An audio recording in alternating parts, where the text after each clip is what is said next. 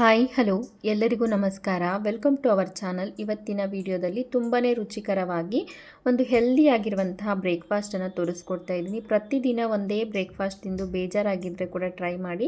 ಇಲ್ಲ ಅಂತಂದರೆ ಇನ್ಸ್ಟಂಟಾಗಿ ಏನಾದರೂ ಬ್ರೇಕ್ಫಾಸ್ಟ್ಗೇನು ಪ್ಲ್ಯಾನ್ ಮಾಡ್ಕೊಂಡಿಲ್ಲ ಅಂತಂದಾಗ ಕೂಡ ಆರಾಮಾಗಿ ಮಾಡ್ಕೊಂಬಿಡ್ಬೋದು ಈ ಒಂದು ಬ್ರೇಕ್ಫಾಸ್ಟ್ನ.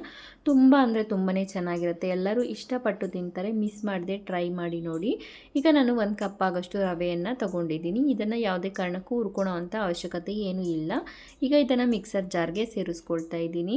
ಈಗ ಮಿಕ್ಸರ್ ಜಾರ್ಗೆ ಸೇರಿಸ್ಕೊಂಡು ಒಂದು ಸಣ್ಣದಾಗಿ ಇದನ್ನು ಪೌಡ್ರ್ ಮಾಡ್ಕೊಳ್ಳೋಣ. ಈ ರೀತಿಯಾಗಿ ಪೌಡ್ರನ್ನು ಮಾಡ್ಕೋಬೇಕು. ನಂತರ ಒಂದು ಆಲೂಗಡ್ಡೆಯನ್ನು ತಗೊಂಡು ಅದನ್ನು ಸಿಪ್ಪೆ ತಗೊಂಡು ಸಣ್ಣದಾಗಿ ಪೀಸಸ್ ಆಗಿ ಕಟ್ ಮಾಡಿಕೊಂಡು ಇದರಲ್ಲಿ ಸೇರಿಸ್ಕೊಳ್ತಾ ಇದ್ದೀನಿ. ದೊಡ್ಡ ಗಾತ್ರದ ಆಲೂಗಡ್ಡೆ ಆದರೆ ಒಂದು ಸಾಕು, ಸಣ್ಣದಾದರೆ ಒಂದು 2 ಸೇರಿಸ್ಕೋಬೇಕಾಗತ್ತೆ.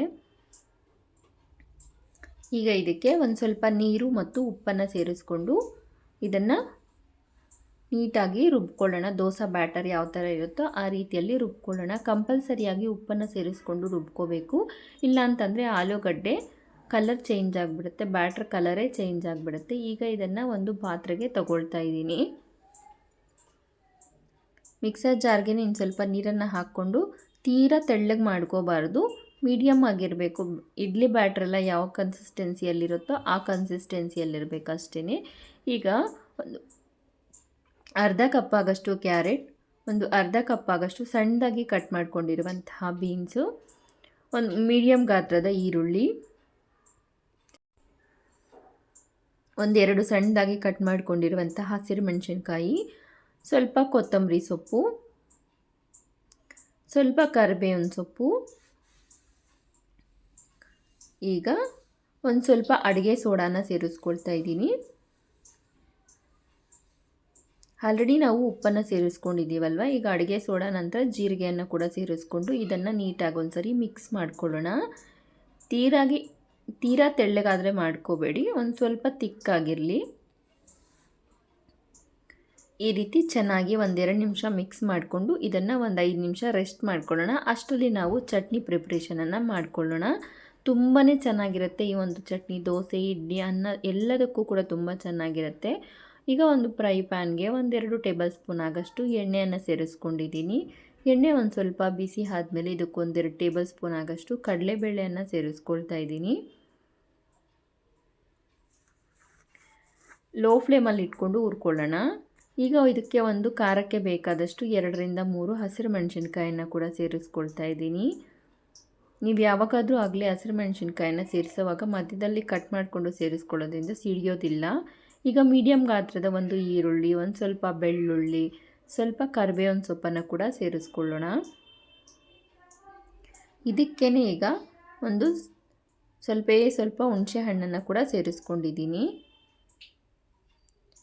ನಂತರ ಒಂದು 3 ಮೀಡಿಯಮ್ ಗಾತ್ರದ ಟೊಮೆಟೊ ಹಣ್ಣನ್ನು ಕೂಡ ಕಟ್ ಮಾಡಿಕೊಂಡು ಸೇರಿಸ್ಕೊಂಡಿದ್ದೀನಿ. ಈಗ ಇದಕ್ಕೆ ಕೊತ್ತಂಬರಿ ಸೊಪ್ಪು, ಒಂದು ಸ್ವಲ್ಪ ಜೀರಿಗೆ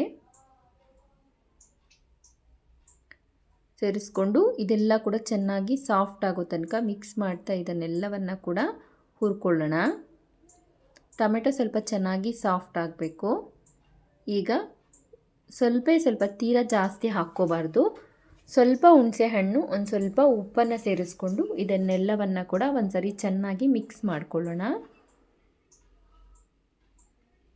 ಹಾರ್ಡಾಗಿ ಒಂದು 15 ನಿಮಿಷ ಟೈಮ್ ಇದ್ದರೆ ಸಾಕು, ಈಸಿಯಾಗಿ ಈ ಒಂದು ಬ್ರೇಕ್ಫಾಸ್ಟನ್ನು ರೆಡಿ ಮಾಡ್ಕೊಂಬಿಡ್ಬೋದು. ಈಗ ಟೊಮೆಟೊ ಚೆನ್ನಾಗಿ ಸಾಫ್ಟಾಗಿ ಇದೆ. ಈಗ ಇದು ತಣ್ಣಗೆ ಕೂಡ ಮಾಡ್ಕೋಬೇಕು. ಈಗ ಇದನ್ನು ಮಿಕ್ಸರ್ ಜಾರ್ಗೆ ಸೇರಿಸ್ಕೊಳ್ತಾ ಇದ್ದೀನಿ.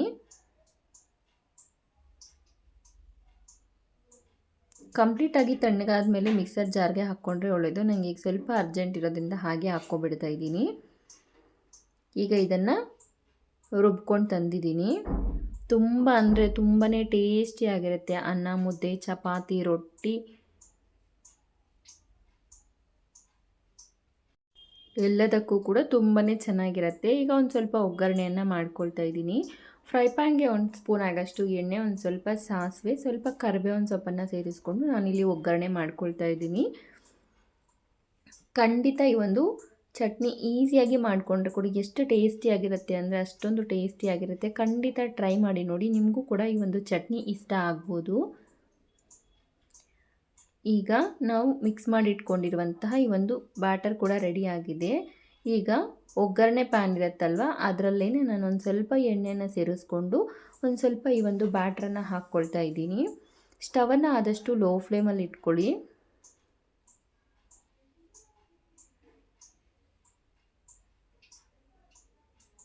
ಒಂದು ಸ್ವಲ್ಪ ಒಂದು ಕಡೆ ಫ್ರೈ ಆಗಿದೆ ಅಂತಂದಾಗ ಸ್ಪೂನಿಂದ ಈ ಕಡೆ ಇನ್ನೊಂದು ಕಡೆಗೆ ತಿರುಗಿಸ್ಕೊಂಡ್ರೆ ಫ್ರೈ ಆಗಿಬಿಡುತ್ತೆ. ತುಂಬ ಅಂದರೆ ತುಂಬಾ ಟೇಸ್ಟ್ ಕೊಡುತ್ತೆ. ದೋಸೆನೇ ಅಂತ ಅಂದ್ಕೋಬೇಡಿ, ಈ ಥರ ಮಾಡ್ಕೊಳ್ಳೋದ್ರಿಂದ ಗೊತ್ತಿಲ್ಲ ಯಾಕೋ ಒಂದು ಸ್ವಲ್ಪ ಡಿಫ್ರೆಂಟ್ ಆದಂಥ ಟೇಸ್ಟ್ ಅನಿಸುತ್ತೆ. ಒಂದು ಸ್ವಲ್ಪ ಸಿಮ್ಮಲ್ಲಿ ಇಟ್ಕೊಂಡು ಒಂದು 2-3 ನಿಮಿಷ ಬೇಯಿಸ್ಕೋಬೇಕು, ಇಲ್ಲ ಅಂತಂದರೆ ಒಳಗಡೆ ಚೆನ್ನಾಗಿ ಬೇಯೋದಿಲ್ಲ. ಒಂದು ಆ ಕಡೆ ಈ ಕಡೆ ತಿರುಗಿಸ್ಕೊಳ್ತಾ ಒಂದು 2 ನಿಮಿಷ ಬೇಯಿಸ್ಕೊಂಡ್ರೆ ನೀಟಾಗಿ ಬೆಂದೋಗ್ಬಿಡುತ್ತೆ. ತುಂಬಾ ಟೇಸ್ಟಿಯಾಗಿರುತ್ತೆ, ಡಿಫ್ರೆಂಟಾಗಿ ಕೂಡ ಅನಿಸುತ್ತೆ. ಖಂಡಿತ ನೀವು ಕೂಡ ಟ್ರೈ ಮಾಡಿ ನೋಡಿ, ಆರಾಮಾಗಿ ಆಗಿಬಿಡುತ್ತೆ. ಕಷ್ಟ ಏನೂ ಪಡೋಷ್ಟಿಲ್ಲ, ಅಷ್ಟೊಂದು ಈಸಿಯಾಗಿಯೇ ಆಗುವಂಥ ರೆಸಿಪಿ. ತುಂಬಾ ಟೇಸ್ಟಿಯಾಗಿರುತ್ತೆ. ನಿಮಗೆ ಇನ್ ಕೇಸ್ ಈ ಥರ ಒಗ್ಗರಣೆ ಪ್ಯಾನಲ್ಲಿ ಹಾಕ್ಕೊಳ್ಲಿಕ್ಕೆ ಆಗೋದಿಲ್ಲ ಅಂತಂದರೆ ಈಸಿಯಾಗಿ ದೋಸೆ ಹೆಂಚಿನ ಮೇಲೆ ಕೂಡ ಹಾಕ್ಕೊಂಡು ನಾವು ಆರಾಮಾಗಿ ದೋಸೆ ಮಾಡ್ಕೊಳ್ತಾರ ಮಾಡ್ಕೋಬೋದು.